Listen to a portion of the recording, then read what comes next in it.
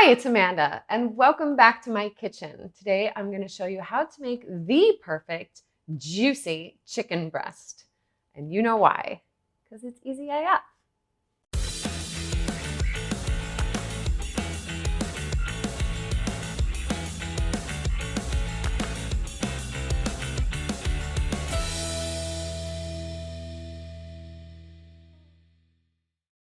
Okay, 99% of the time, what are we having for dinner? It's chicken.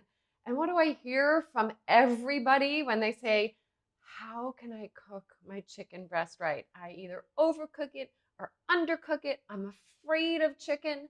Okay, don't be afraid. This is simple and easy, and you are going to have life-changing tips and tricks in this video. So pay attention. Now, I happen to be using a grill pan right here.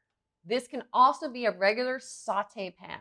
The key for this part is just the sear. I want you to remember that. My pan is currently getting hot. You want a hot pan. Now here I have boneless, skinless chicken breasts. Not necessarily chef's favorite, but it is something that is used widely. So many people cook with this every night. That's why I want to show you. Now, when you're afraid of chicken and cross-contamination, take your salt and put it into a different container that you're going to season with so you're not double dipping in your normal salt container. Put some pepper in there, or we're going to put a little AF spice for one of the breasts. And when you're done seasoning, this just goes away. So you don't have to worry. Did I double dip? Did I get that salt twice? This is a little AF Chica Adobo spice, great on chicken, fish, protein, anything. Okay, so you're gonna get your hands dirty because you wanna season both sides of the chicken breast. Not just teaching you how to cook it, it's also gonna taste good.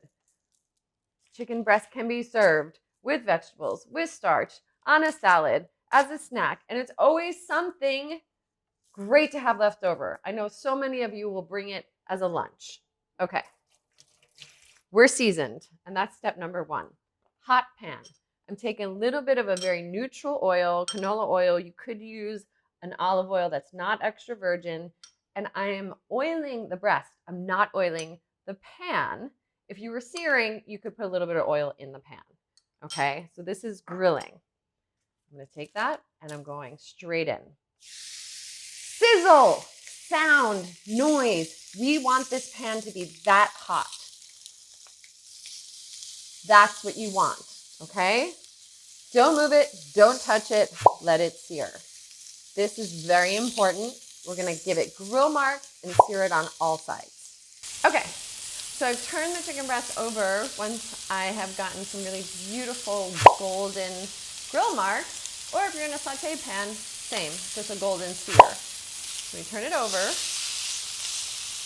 And what we're doing in the sear is we're sealing in the juices.